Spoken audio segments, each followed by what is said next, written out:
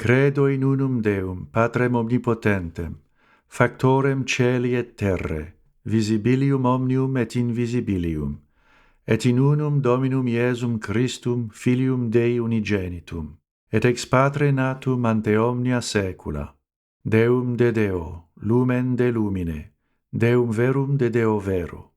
genitum non factum, consubstantialem Patri, perquem omnia facta sunt, qui propter nos homines et propter nostram salutem descendit de celis,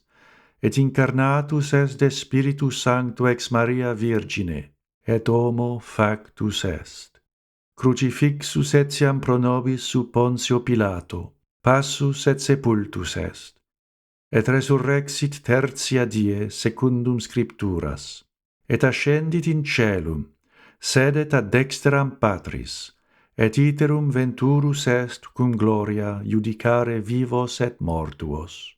cuius regni non erit finis, et in Spiritum Sanctum Dominum, et vivificantem, qui ex Patre filioque procedit,